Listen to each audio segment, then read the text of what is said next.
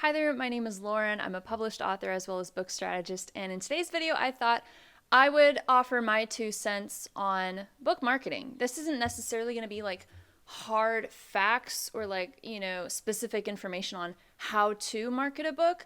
That is something that I'm planning on making a video about a little bit later, so keep your eyes peeled for that. But this is going to be more of an approach to book marketing.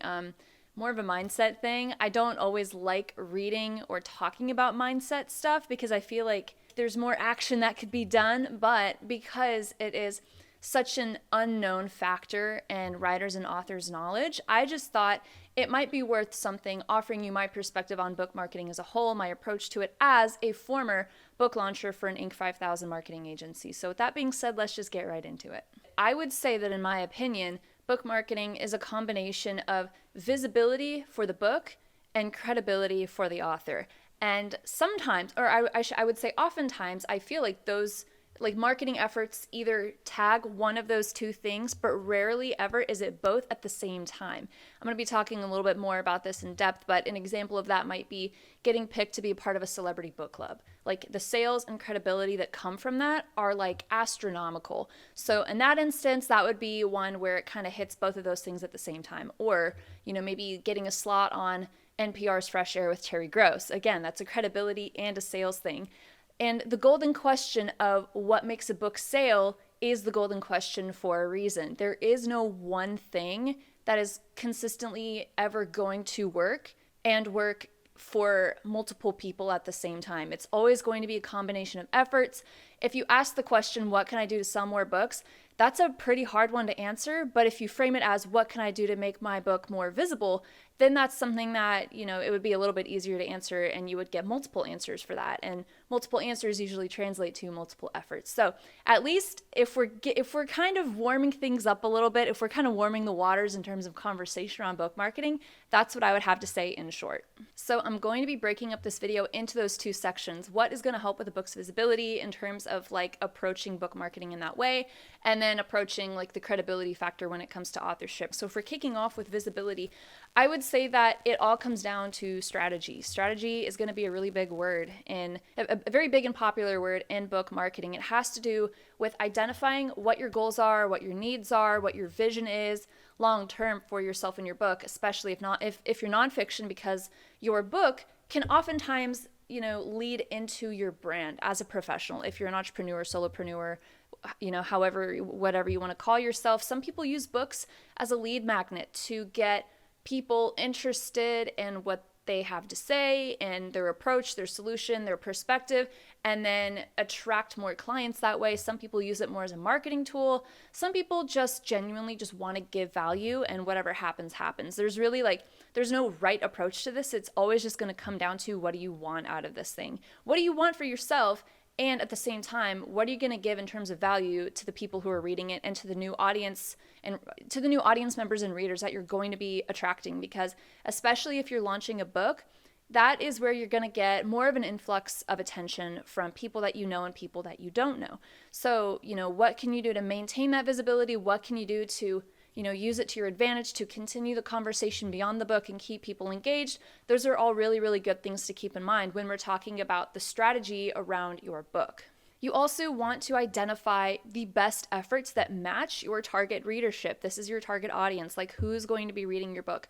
Are they also entrepreneurs? Are they engineers? Are they people, are they women who wake up at 2 a.m. wondering what the heck they're doing with their life? Are they, the men that carry so many emotional burdens on their shoulder but don't know how to talk about it? Who specifically are you targeting? Think of it in terms of an audience, and then pluck a singular reader out of that audience.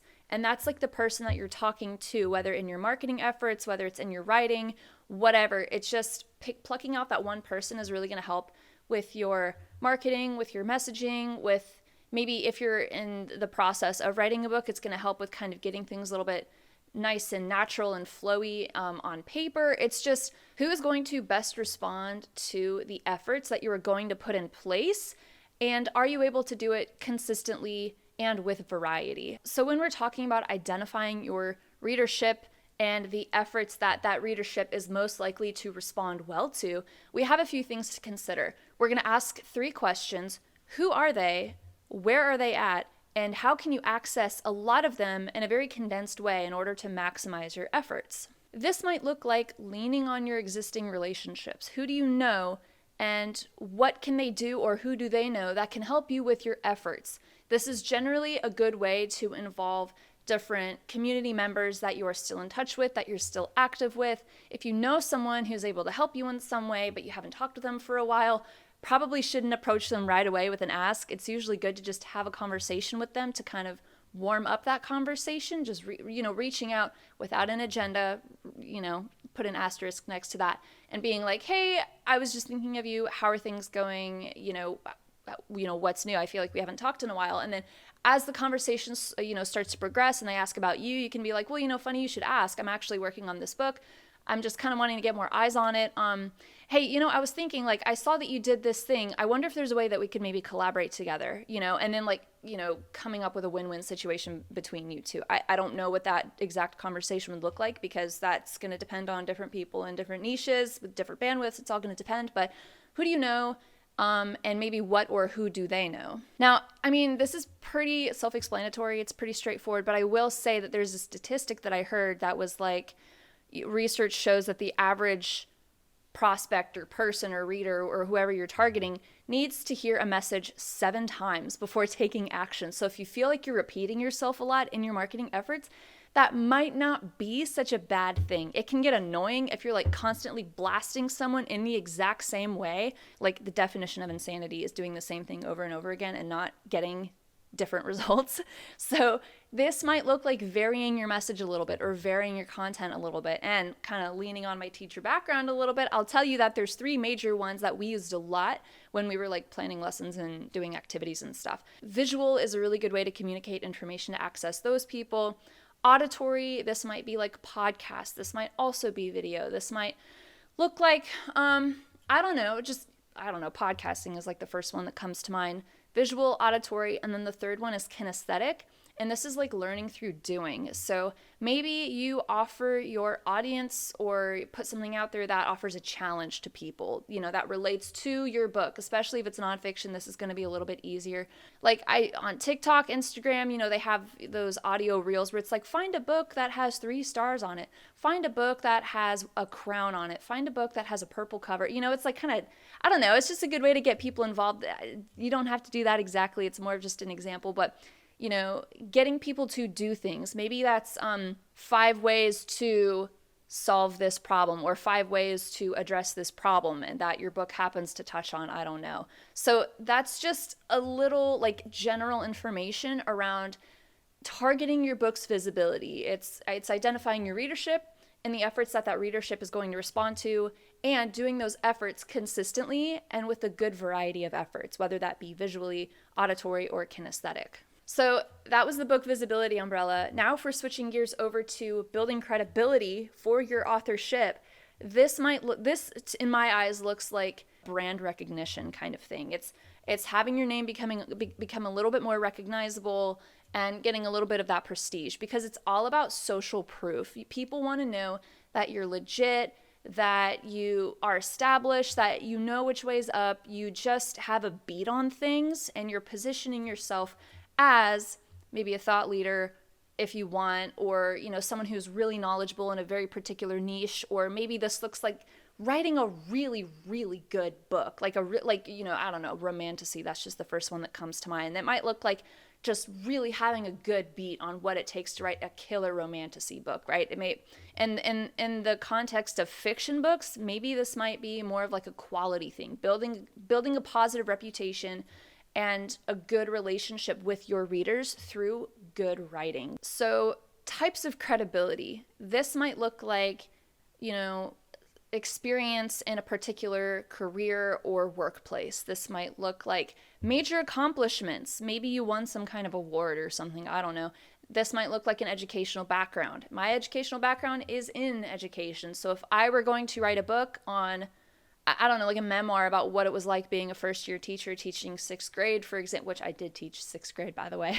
If I was going to write a book about that, having that background is going to give me a little bit more leverage. I'm going to be taken a little bit more seriously if I did that.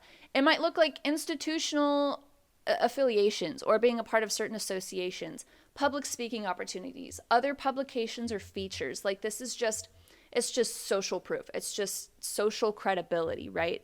In terms of author credibility, fiction or nonfiction, this might look like having prior publications. It could be a short story. It could be a feature in a newspaper. This could look like, you know, contributing a blog to someone else's website. Any kind of, it could be a magazine article, a journal article, whatever. And then another one that I consider a credibility factor are trade reviews. And I literally just made a video on trade reviews like a couple weeks ago.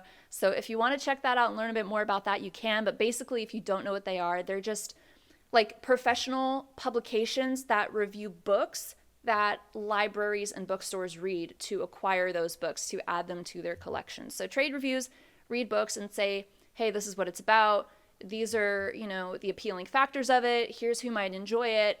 Basically, at the end of the day, my verdict is it's worth reading for these reasons, or it's not worth reading for these reasons. Most of the time they're positive, or, you know, just kind of, you know, in the middle. Other times I've read some negative reviews too. It just, you know, they kind of cover both things. Have you ever seen those blurbs like on, like in the first few pages of a book or on the back cover of a book, and it'll be like Publishers Weekly says a thrilling debut novel? Like that's probably that's like a piece that was extracted most likely from a trade review. It's like a blurb, you know, it's like a short little quip that they use to market their book. So trade reviews, do they sell books? Not really. Do they help with, you know, aligning yourself with a particular group of people? Sure. And if you were to combine all these different types of credibility, if I am a nonfiction author, I have public speaking experience, I have work experience working in book marketing, and I wrote a book about what it takes to be a killer author, those are like all of those things that are going to eventually pool into an author website. And your author website, if you don't have one, you should really get one. I have an old video on it. I'm really wanting to redo it. You can check that out if you want. But this is all going to pool into a website of some kind. And generally, you know, ideally it would be an author website. And this is going to be like your hub, your call to action for everything. It's going to have any past publications that you have. It's going to have past places that you've spoken at. You're going to, like, you know, that ticker bar that has all the logos scrolling across it. That's going to be on your website if that's applicable to you. If you are a new writer and you're just starting out and you don't have any type of writing experience to show, definitely consider checking out that old video. It's old. I'm aware of it. It's not that good. It's grainy. It's from like 2 or 3 years ago. I'm wanting to redo it, but that might be a good resource to check out after this video. So your website is going to be your call to action for everything. Your website is going to act as that central point for people to get a feel for who you are, what you write about, the kind of people that you target, the kind of niche or area that you're most experienced in, or that you're wanting to write more for or get more experience in. It's just going to be where everything collects. And if you don't have a website, then you have less credibility than someone who maybe has a very crappy website. You know, like, it's a website, having one is better than not having one at all, in my opinion. So this was a lot of information. I'm totally aware that I probably threw a lot at you. I tend to talk a little quicker because sometimes, like, I need my mouth to keep up with my brain so I don't lose the idea. So if you need to slow this video down a little bit more and like rewatch some of those parts, feel free. But I just wanted this to be just like a generic overview of how to approach book marketing as an author from someone who worked as a book marketer launching other people's books, for mostly fiction, but also some nonfiction. So at the end of the day, what do you need to know? How am I going to summarize all that information? Consider what you want, why you want it, and how your book is going to support those two things. Those are like your anchor points. That's like going to anchor you with everything that you do. It's like the anchor at the bottom of the ocean attached to your ship, okay? What do you want? Why do you want it? How is a book going to support those things? And at the end of the day, when it comes to book marketing, you want to have a bit of a flexible mindset. You want to just know what you want, but be willing to kind of shift and adapt as needed.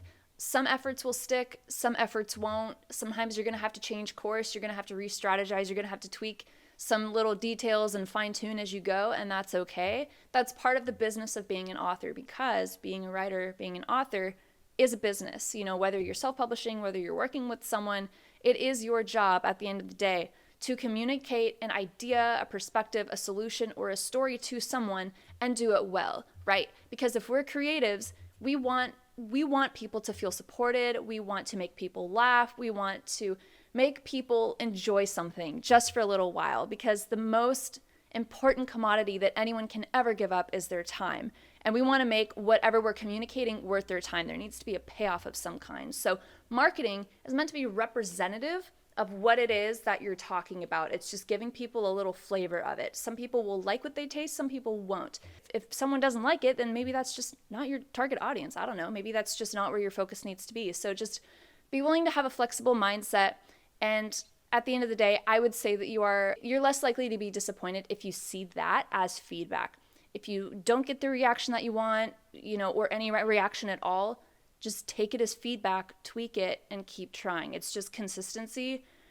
Consistency is just going to be everything. It really just depends on how serious you are about this. It depends on how far you're willing to kind of push and really do this thing right. And doing it right is going to ultimately be defined by you. I have my own version of success. You're going to have your own version of success. I'm not going to tell you what yours should or shouldn't be. It's just whatever's going to be right for you. So if you have specific questions on book marketing that maybe I didn't touch on in this video, definitely be sure to leave your questions and stuff down below, because I want to make more videos that are kind of tailored to what you're looking for. Maybe something that you want to hear talked about more that others don't really talk about much. If you want more specific answers, drop some questions below, and I would be more than happy to make a video about that specifically, just because I know that book marketing is such a huge question mark for so many writers and authors. So if you got something out of this video, feel free to subscribe and give a like, maybe pass this on to someone else who you think would also get something out of this, and I'll see you in the next video. Thank you so much, and I'll see you later.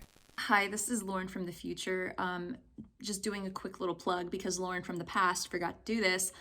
If you want to learn a bit more about book marketing, specifically book launching, relaunching, what that looks like, what that means, what the specific techniques and strategies are for that, I'm going to be co-leading a masterclass with a good friend of mine named Julie Loken on, Sunday, April 14th from 10 to 12 p.m. Central Time, where you'll get to learn more about specific techniques, strategies, just really good information on what it takes to launch or even relaunch a book. If you already have a book on hand, if you're going to be launching one and you want to get more information, this is a really, really great place to do that. So in case that's of interest to you, I'm going to drop a link to that in the description where you can sign up, check that out, and grab your spot. Again, it's going to be happening on Sunday, April 14th from 10 to 12 p.m. Central Time with me and a good friend of mine named Julie. So be sure to grab your seat in case that interests you. Bye.